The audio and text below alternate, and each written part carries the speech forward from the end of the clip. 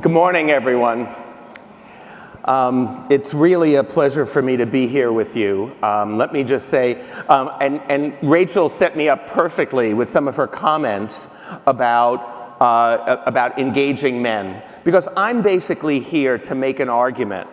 I'm basically here to suggest that we cannot fully empower women and girls without engaging boys and men. It's just that simple. We know this to be true. Tell me one thing, one reform that women wanted historically that didn't require men's support. Voting? Everything. So we know that we have to engage boys and men. And so as a researcher and as somebody who works in a lot of corporations, I'm trying to figure out ways to bring men into this conversation. How do we bring men into the conversation about diversity, about gender equality? And this is typically, I'm going to give you a few ideas about how men typically think about gender equality. The first one is what we would call the ethical imperative. Everybody knows gender equality is fair, it's just, it's the right thing to do, it's the American way, it's equality, democracy, etc. But I got to tell you, as somebody who is in the sort of marketing business, I want to basically sell gender equality to men, it's a hard sell. The ethical imperative doesn't take you very far. Now, sometimes men will get this and they will say, okay, we will invite them to join us. Okay, here's your seat at the table, we'll give you one, but that's basically it, and we're not going to change it all. Then there's also the guys who think it's like, you know, you do diversity work in your company and you say, and guys think of it as like, be nice to the ladies' week, right? It's sort of like Black History Month, you know, which mercifully for white people is the shortest month of the year, and then you can go back then to your 11 months of white history months. That idea that we're going to just be nice to you for a week, that's what diversity means. Now, there are some guys who think they get it right away. You sort of say gender equality to them and, you know, the light bulb goes off over their head and they think, oh my God, of course, this is so right. And they are like transformed into the cavalry. They immediately mansplain your oppression to you. Like, thank you so much for bringing this to our attention, ladies. We'll take it from here. That leads to a syndrome that I like to call premature self-congratulation. And finally, there's a group that resists gender equality, and you can often see them. They're sitting in the back row. Their arms are folded. They're leaning way back in their chair. They are absolutely, it's sort of like going to the dentist without anesthesia for them. And I'll talk about them in a minute. But what's common among all of these different ways that men think about it is it has nothing to do with us. It's all about you. It's how nice we can be to you. It's whether we're going to resist your entry, whether we'll set a place for you at the table. But it's rarely about men. And I think we have to make the case, as Rachel was pointing out earlier, I think we have to make the case to men that it's in their interest. My job is to suggest to men and to companies that gender equality is not a zero-sum game, but it's a win-win. That men are stakeholders in this conversation. Now, let me give you one illustration of the inviting them to join us. Now, you may remember this in 2005. Do you remember when Lawrence Summers, president of Harvard at the time, was at a meeting where he was asked, why are there so few women at the absolute top level professorships at the most elite STEM programs? So it's not just like any STEM, it's the most elite at the absolute top. And he said, people thought he was talking about biology, but this is what he actually said. He said, many women with young children are unwilling or unable to put in the 80-hour work weeks needed to succeed in those fields. Now, I don't care how hard you lean in, 80-hour work week. So I said, you know, let's do the math here. Okay, there's 168 hours in a week. Let's say you work those 80 hours. Let's say, I know this is a little bit much, but let's just say you sleep for 7 hours a night. And you drive 30 minutes to work each day, and it takes you 2 hours a day to shower, dress, exercise, do all your sanitary events. It takes you an hour and a half a day to prepare and eat all your meals, and I'll give you 1 date a week during which you have dinner, a movie, and make love. Now, I gave it 5 hours, but you could cut that back, I suppose. That comes to 163.5 hours a week, which leaves you 38 minutes a day to watch TV, read, clean the house, and spend time with your children. The wrong answer to this question is not, oh, I'll do it. The right answer is, who in their right mind would do this? What gender thought this up as a route to mobility? Right? So that is a way that we can talk about how men have constructed a workplace in which, of course, it's stacked against women. But we're asking the wrong question if we're simply saying, like Mitt Romney, I'm just looking for the binders full of women who will do this. Okay, obviously I think we have to do more than inviting them to join us. We have to, I believe, engage men as men. And when I say that, I think that here's one of the first obstacles. I'm going to suggest a couple of the obstacles, and then I'm going to suggest the ways in which we can do it. One of the first obstacles is gender is largely invisible to men. Most men don't know that gender is as important to us. We certainly don't know that gender is as important to us as women understand it is to them. I mean, if you're in university and you sort of teach a course called like Psychology of Women, you get 95% women in the class. But you teach a course called Psychology of Gender, you get 90% women in the class. Most men don't know that gender is important to us. And this invisibility of gender to men is political. So I'm just going to tell you my own story about this, how I became aware of gender myself. And this is a story that takes place about 30 years ago when I was in graduate school. And it could not possibly happen today for reasons that'll be obvious to you. But 30 years ago, I was in graduate school. A bunch of us got together. And those of you who have ever endured graduate school, you know, like, graduate students are an odd breed because we will read an article in a journal that maybe 11 other human beings on the planet have read, and we will think it is of momentous importance. But a bunch of us were sitting around one day, and somebody said, you know, there is an explosion of writing and thinking in feminist theory, but there's no courses yet. So we did what graduate students would typically do in a situation like that. We said, let's have a study group. We'll get together once a week, we'll read some text, we'll talk about it. So each week, 11 women and me got together. We would read some text in feminist theory and talk about it. And during one of our meetings, I witnessed a conversation between two women that changed everything for me. One of the women was white, and one was black. And the white woman said, this is the part that's going to sound really anachronistic now. The white woman said, all women face the same oppression as women. All women have the same experience as women, and therefore, all women have a kind of intuitive solidarity or sisterhood. And the black woman said, I'm not so sure. Let me ask you a question. So the black woman says to the white woman, when you wake up in the morning and you look in the mirror, what do you see? And the white woman said, I see a woman.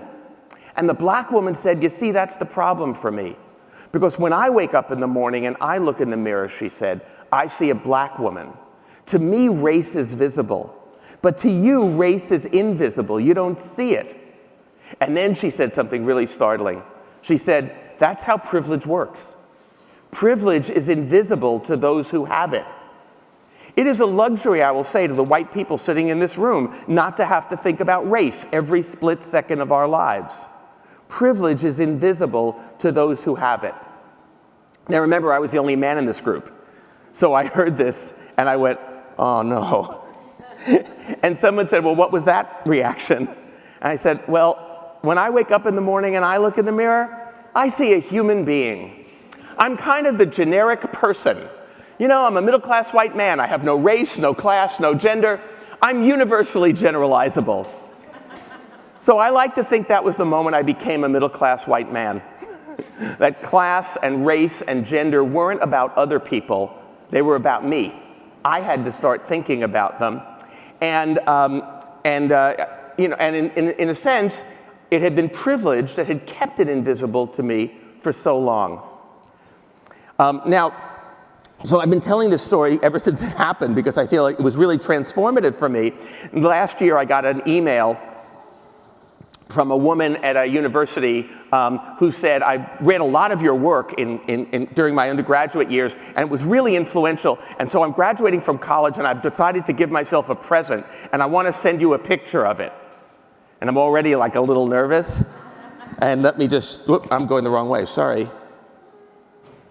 And this is what she sent me. She has a tattoo on her bicep that says, "Privilege is invisible to those who have it."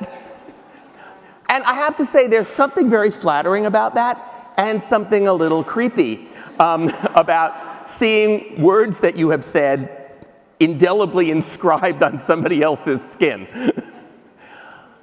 Now, I wish I could tell you that this story ends 30 years ago in that little discussion group, but I was reminded of it quite recently.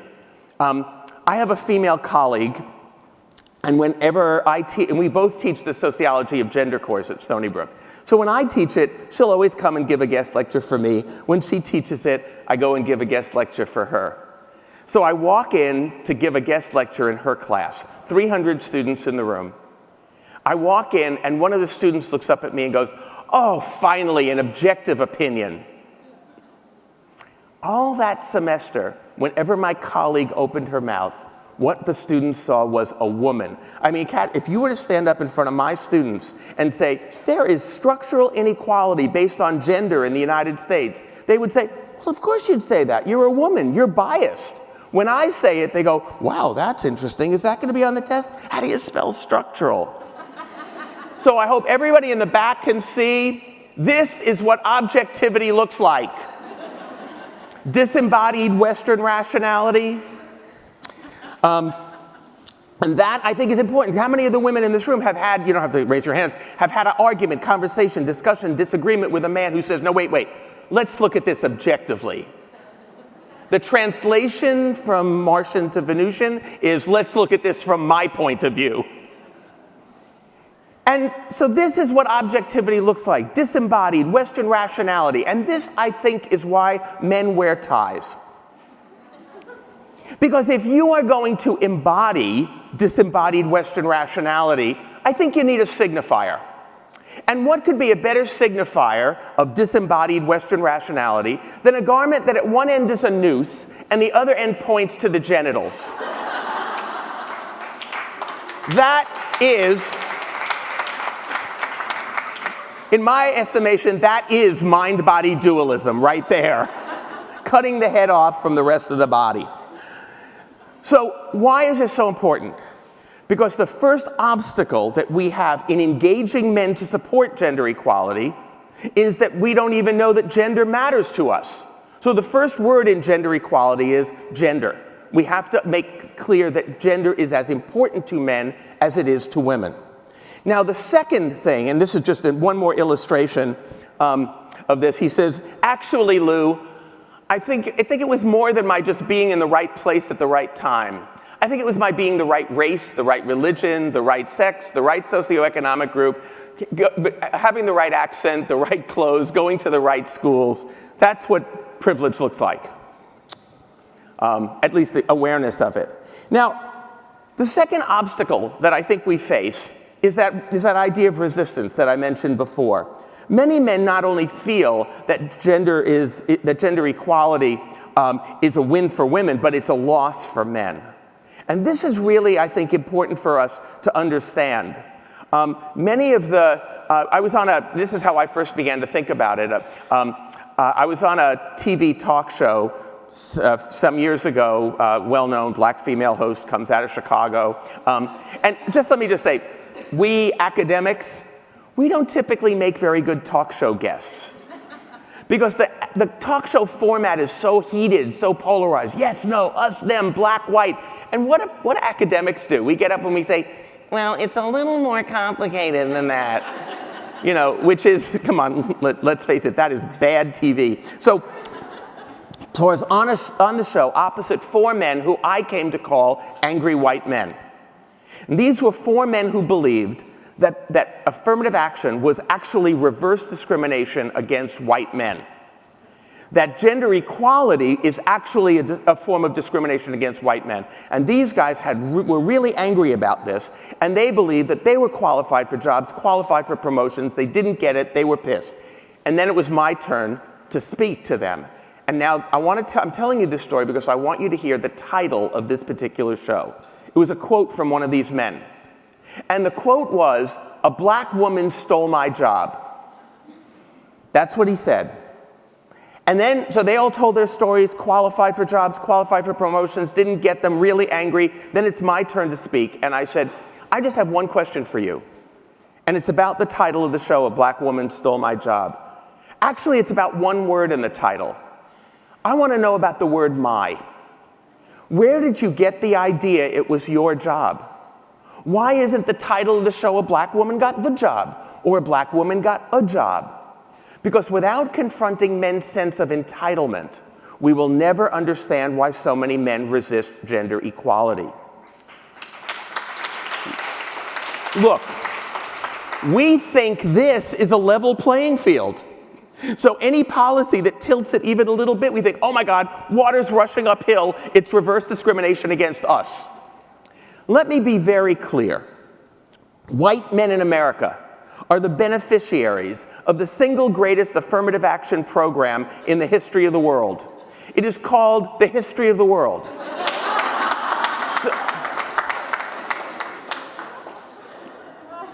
So now what I have done is I've identified 2 obstacles to the engagement of men. 1, making gender visible, and 2, making it clear that gender equality is not a zero-sum game as these men often see it.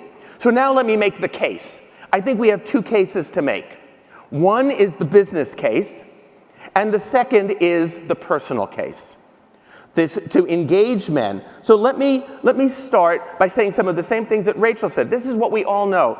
The labor force has changed completely. And one of the things that's most interesting about the entry-level people that we are now seeing coming into the workforce, Gen Y workers, millennials, they are far more similar than they are different.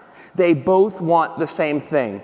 I'm just going to show you this. You don't have to look at the numbers or what this is about. I just want you to look at how similar the women and men are between, even from 1997 to now, how similar they are about wanting to have really good careers.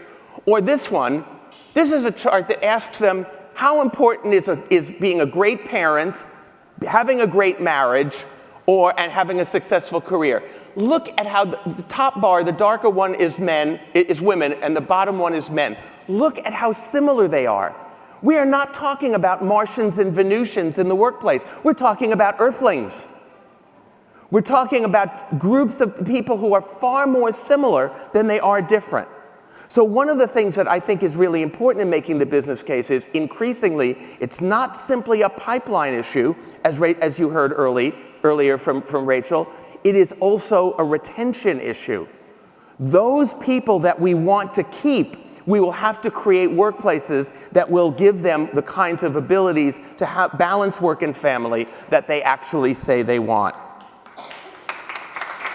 So here's the business case in a few short slides, because you all know this, so you don't really need me to say this. But what you know is studies that show a correlation between gender diversity in leadership and improved financial performance. It's good for the bottom line. It's good on better return on invested capital, higher return on equity, higher return on sales.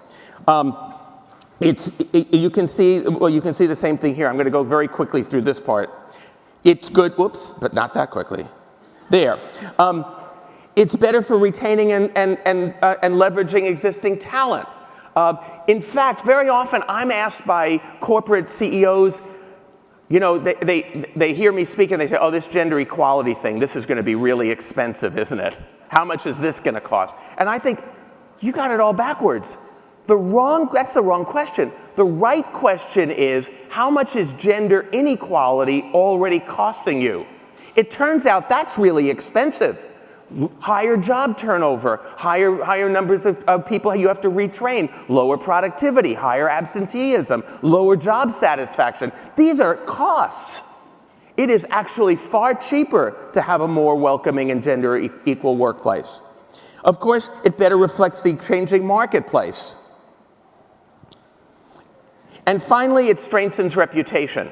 It turns out there's some data from Europe, for example, that when a woman is announced as joining the board of a corporation, in Europe, the company's stock price goes up. Now, this is one of those data points. You always get this, right? When you show them data that shows that improved finances and gender diversity tend to go together, everyone says, well, that's a correlation. It's not causal. This one is, because there's a time sequence in it. You announce the woman, the stock price goes up. So this is clearly causal. Okay. So and finally, of course, it increases innovation, teamwork, difference. The differences that individuals that we bring to the workplace are much better leveraged by diversity than they are by everybody basically thinking and thinking the same way. Okay. Turns out, by the way, that racial diversity is good for business also.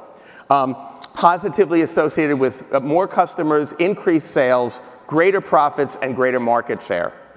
All right, so that's the business case, and we all pretty much know this. The work from Catalyst, from Lean In, it's pretty convincing. But I don't think it's enough. I think we need to make the personal case to men. Now, this is how men used to balance work and family. Guy goes to his supervisor and says, my wife's about to have a baby, so I was wondering if you could make me work late for the next 18 years or so. Right? This is how men used to balance work and family. Or like this. Have you and Tim picked out the name for your career obstacle yet? Oops, sorry. Or this one. Of course I want to have kids, Claire, just not all the time. And she says, look, it's silly for you to come home from work miserable every day. Why don't you just stay there? All right, so this is how men used to balance work and family. But now we are actually wanting more and more men, younger and younger men, want to be able to balance work and family in ways that are indistinguishable from the ways that women do. So this is really, I think, illustrates this. This guy, you can see him on the right, his baby's hanging off his neck. He has the bottle in his hand and the toy, and he goes in to talk with the supervisor, who says, first of all, Harrington, let me tell you how much we all admire your determination not to choose between job and family. Now, what I want you to look at for a moment are the two guys behind the supervisor. Don't they look admiring? Because this is something that I think is really important for us to acknowledge. Some years ago, about 20 years ago actually, I did an article in the Harvard Business Review. At the time, only 1% of American companies even offered parental leave to men.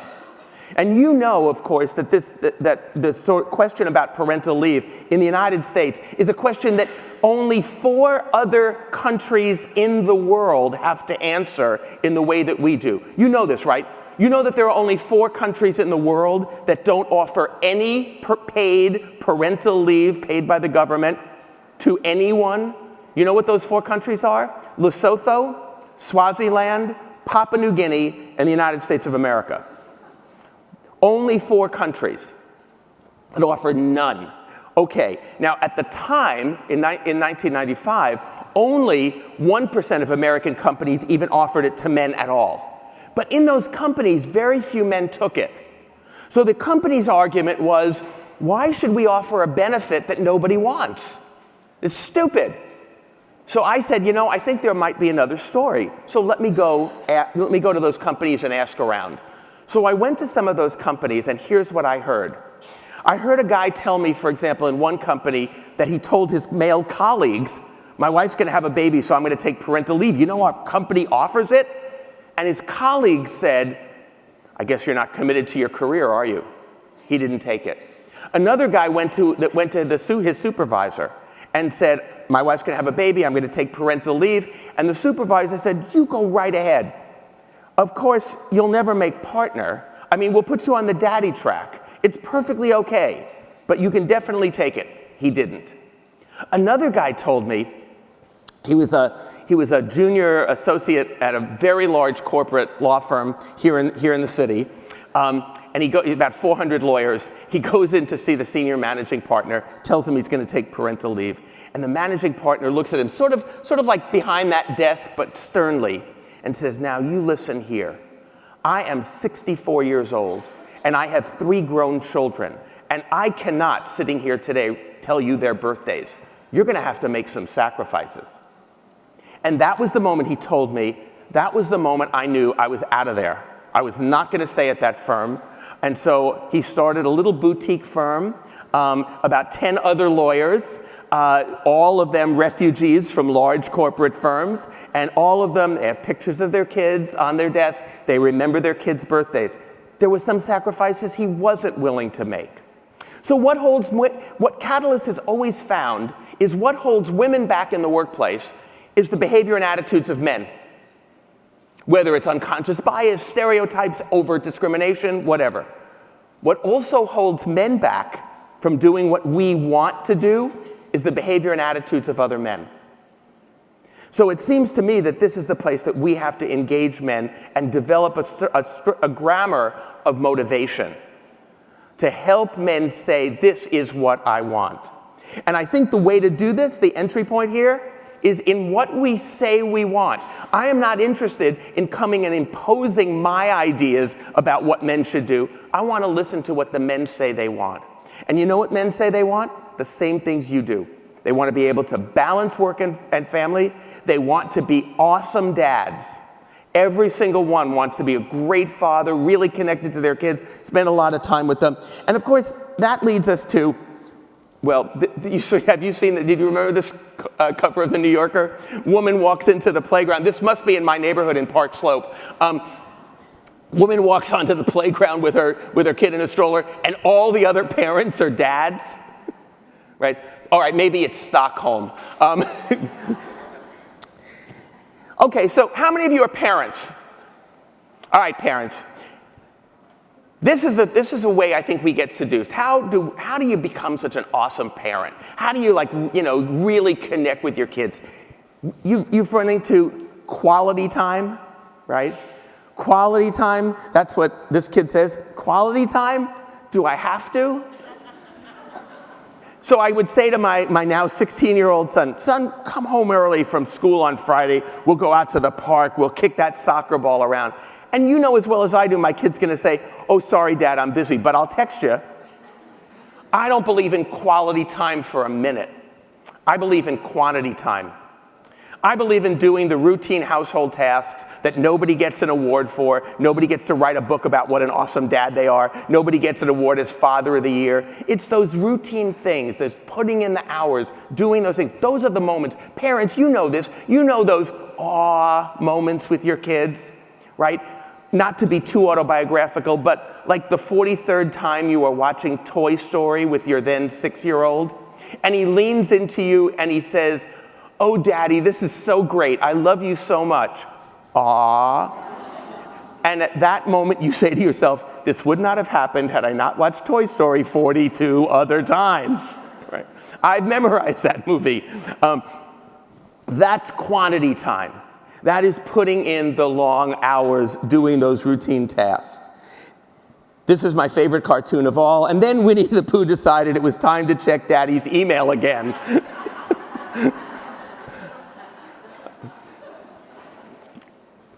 That's quasi-quantity time, I guess. Okay, so how do we make the case?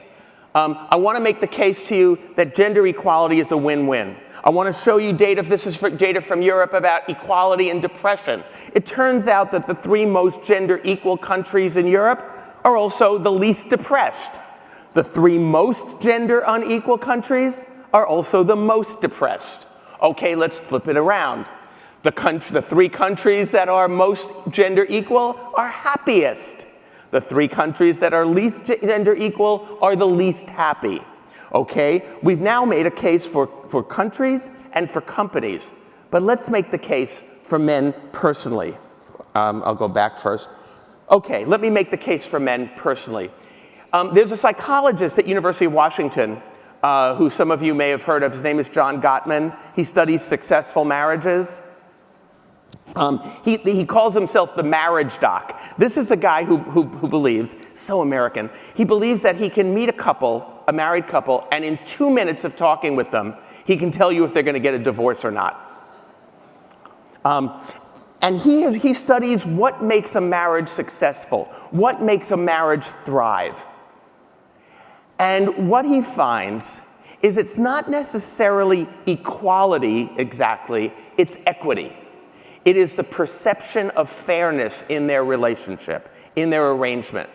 Now this is really interesting to us as sociologists. Well, sociologists, we only study intact or divorced. But these are the marriages that are thriving. These are the people, the couples, who after being married for 60-something years together are still holding hands when they take a walk, and not just for stability. They're looking at each other with love and affection over dinner, and you say to yourself, you see these people in a restaurant, you say, how do they do it? Well, this is what Gottman says.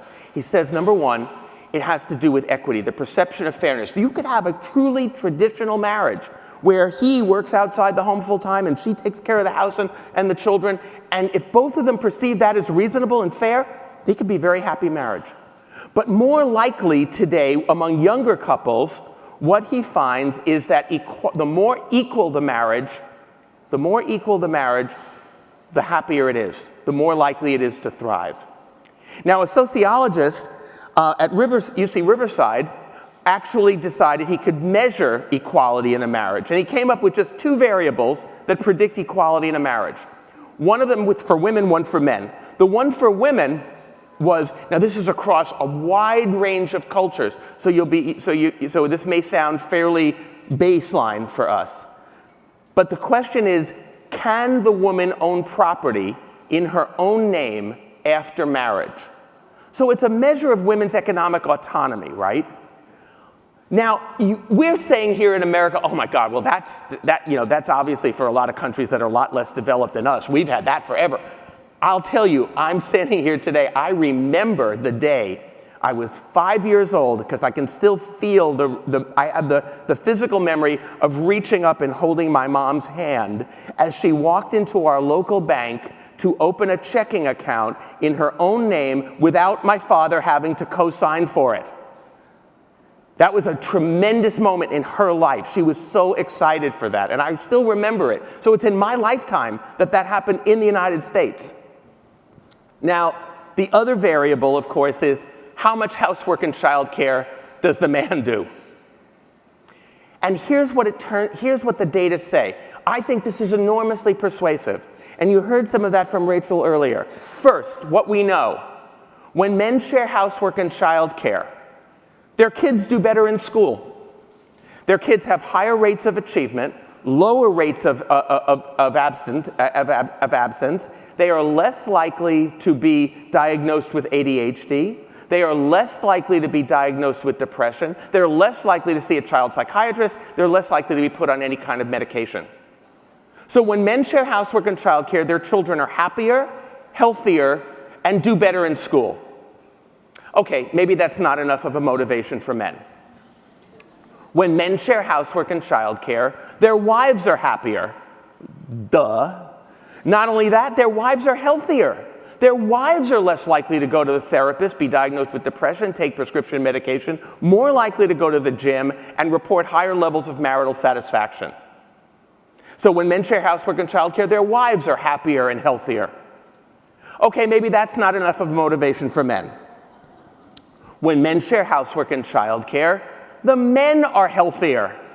They smoke less, they drink less, they take recreational drugs less often, they are more likely to go to a doctor for a routine screening, but less likely to go to the emergency room.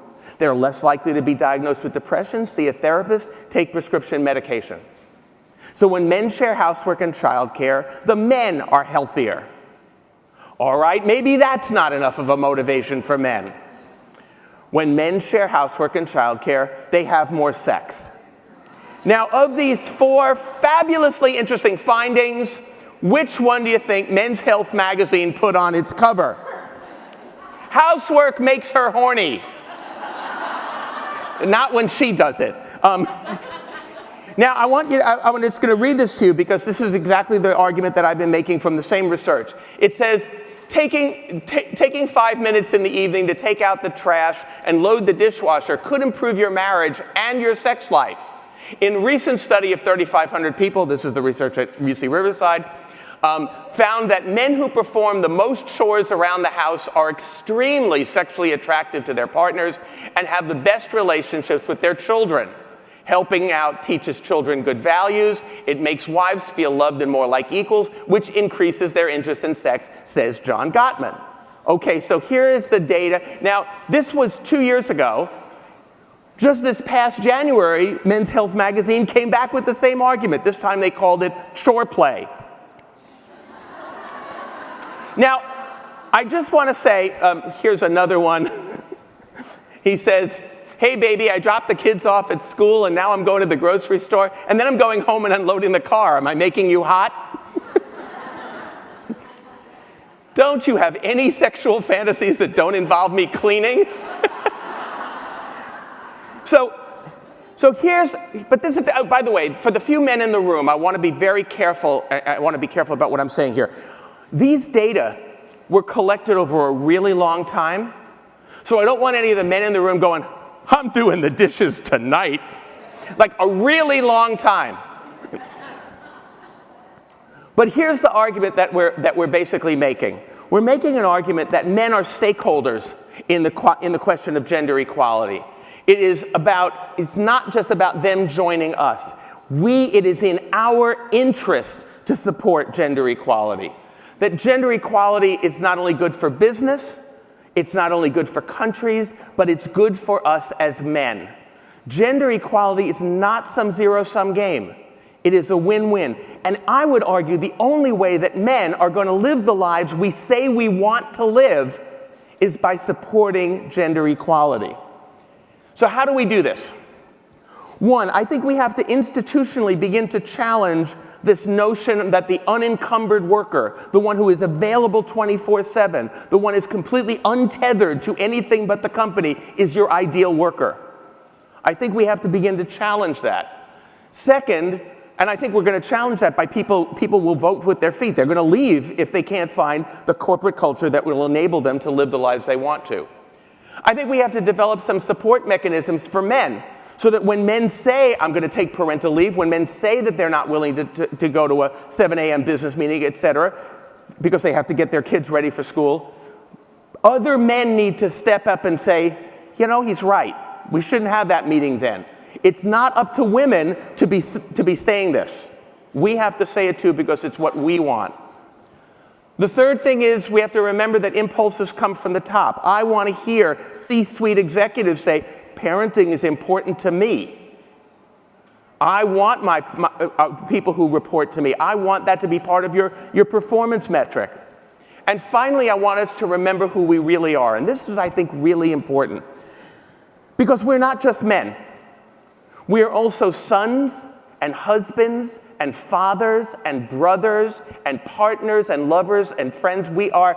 All of the men I know, there are women in our lives who we love. Already, we want them to thrive. I don't think we do well by sort of getting polarized into men and women. I think we want to engage men because they already love women. We already have women in our lives that we want to thrive. You want to see an instant feminist? Ask an older man whose grown daughter is facing discrimination in the workplace. Or better yet, ask a father whose daughter has just hit puberty. They will say, there are boys out there who are looking at my daughter the way I was raised to look at women. This is really bad. In fact, there was an article in The Onion, some of you may have seen it a few weeks ago. The headline was, Eminem furious that his daughter is now dating a boy raised on Eminem's music. It's like he finally read his own lyrics, right? So I think we have to remember who we really are. I'll tell you just one story to conclude this, because I think this is so important. I was recently at an Ivy League college, often thought to be like, the most resistant frat boys kind of school. And I was talking to a bunch of guys. I did a book a few years ago called Guyland, which is about young men 16 to 26. And so I was talking to these guys, 8 of them in a particular fraternity. And I was just asking them, my typical interview sort of thing, like, what's it like to be a guy here? And tell me about your life, your social life. And they were like, oh, we have the most awesome parties. Everybody gets so unbelievably drunk, and then we all hook up. It's fantastic. And then one guy, 8 guys sitting around with me, and one guy just stops, unsolicited by me, and he just says, I wouldn't let my daughter go here. And I thought at that moment, wow, that's pretty interesting. So you're basically saying you wouldn't let your daughter date you. But it occurred to me later, what he was really doing is he shifted from being a guy to thinking like a dad. Thinking like a dad, he suddenly went, wow, what happens here might not be so great. In other words, if we engage men in the relationships we already have with the women we already love, I think we are far more likely to embrace gender equality. So I've made basically 2 arguments. That gender equality is good for our companies, and it's also good for us as men. That men are stakeholders in the struggle for gender equality, that gender equality is not a zero-sum game. So the argument I've made basically is summed up at the beginning. We can't fully empower women and girls without engaging boys and men. We know this. My argument is that gender equality is the only way men can live the lives that we say we want to live. Thank you very much.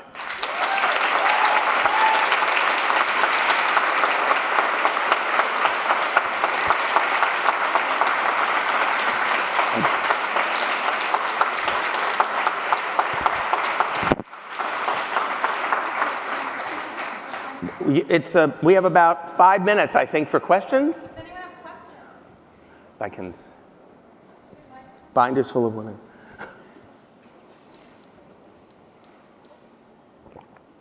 I think there's a hand way, way, way in the back, so you're gonna have to completely shout. All right, I'll try really loud. Okay. So I have a stay-at-home dad, husband. My question is very sweet. You're saying all these things that validate what I know he does every day. So thank you. Hey, that saves my life. My question is, wow, echo. What can women do to get out of their way? So I think of role modeling is important, and I keep pushing him forward. But I think we can be our own worst enemy. Yep. I feel like I need to be a great mom, a great employee, all of these things. And I would like to figure out what we can do to help them role model the right behaviors more outwardly. Right. Well, that's a really good question. And the fact that, you have a husband who's a stay-at-home dad, let me just say, as in terms of self-advertising, on the TED website right now is my TED Talk from this past May at TED Women. So he can watch it there. I urge you all to watch it several thousand times, please. But he can, and some of the things I talked about here are there. But let me just answer the question about what women can do. I think there's 2 things. One is recognize that our learning curve is sort of steep. Most of us did not have any training in doing the kinds of things that we're now being asked and asking ourselves to do. I hear this from guys all the time. They say, well, I'm trying to do what you're saying.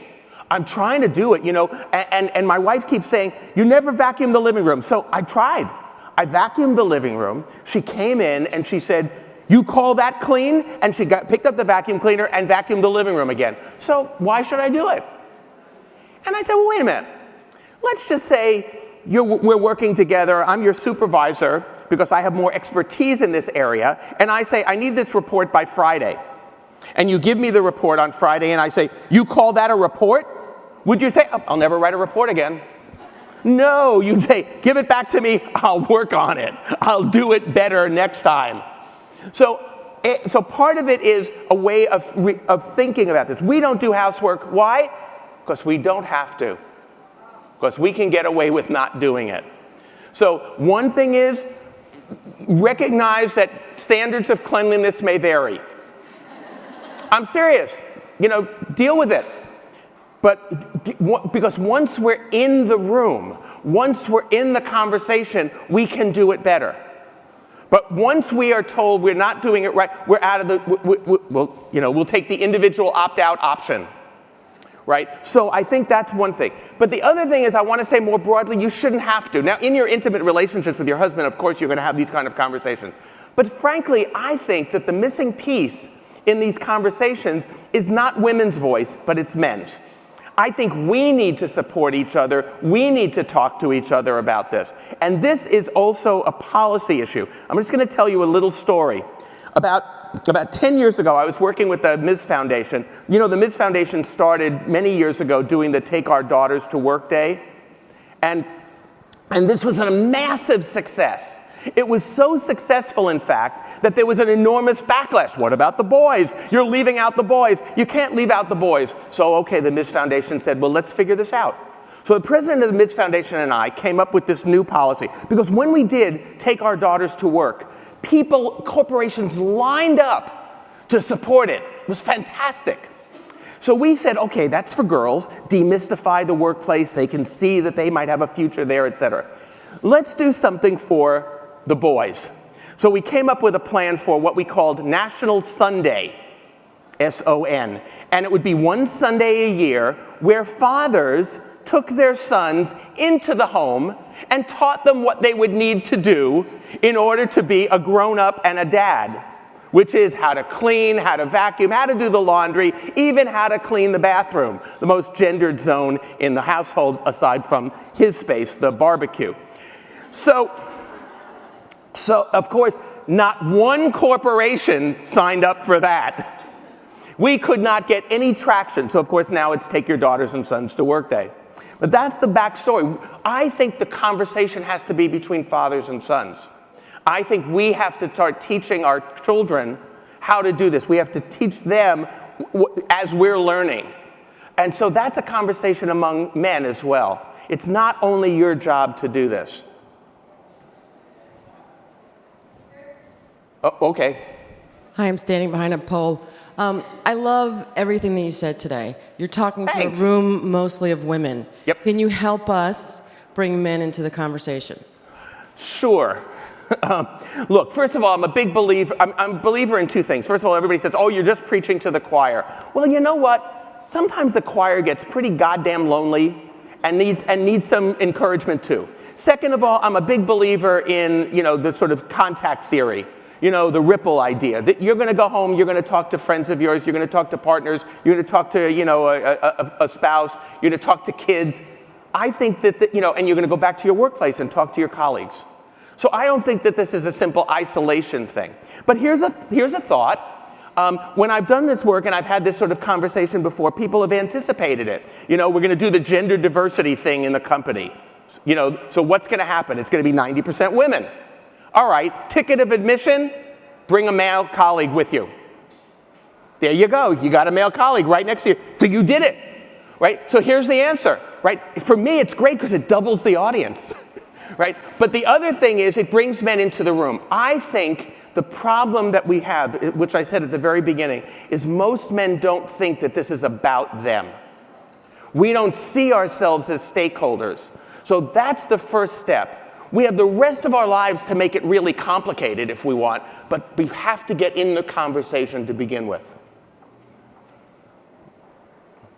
So I guess I have time for one more question. And I have a microphone person. This is so cool. I can't do the Donahue thing where I run out and go. Hi. So this past week, I don't know if anybody else saw this in the news and had thoughts on it. So, all this stuff about the new Speaker of the House position. And Paul Ryan has pushed back and said he would like to run for this, but he wants to have He's not going to go on trips. He's setting boundaries so that he can spend time with his family. Right. However, his voting record in terms of any type of family leave is completely contrary to this. Right. I would love to get your thoughts. Boy, I mean, you said it exactly the way I would, which is, there's two things. First of all, let's take the statement on its face. Great. Makes you really happy to see, here's a guy who says, I'm spending more time with my family, this is really important to me. Of course, they're going to continue to live in Wisconsin while I move to DC. But I'm going to still, really, really important to me. So, okay, there's a little bit of a disconnect there. Second, right, because quantity time and all that. Second, it does seem to me that we want to call that, say, that's really wonderful. And of course, as a father, since you're now identifying as a father, you will vote for those policies that will enable other people to be the kind of fathers that you say you want to be. Because there's a real disconnect. The policy initiatives that are coming, that he has supported, of course, have been exactly antipathetic to people who want to balance work and family. So it seems to me that, okay, so now he's brought men into the conversation. As a father, I say, yeah, I want to spend more time with my kids. And I need these policies in order to do that. Don't you? Right? Don't you? So in other words, we have to now put that back on the policy agenda. This was good optics for him. It was a great statement for him. And now I think we have to sort of make it political. So here, let me conclude, because this is the last question, by thinking about it in this way. I think, you know how we always sort of said, oh, well, they talk the talk, but they don't walk the walk? I think we have to take that one step further. I think there are a large number of men who have begun to talk the talk. That's what Ryan's doing. He's not walking that walk, both either personally or in a policy sense. But what I want men to do is start talking their walk, which is to say in public what we're already doing in private. We're doing more housework, we're doing more childcare. We need to come out in the workplace as fathers. We need to come out in the workplace as people who have egalitarian relationships, because that will enable other men to say, I'm not alone here. We open up that space. And I think that's the next step. Thank you all so very much.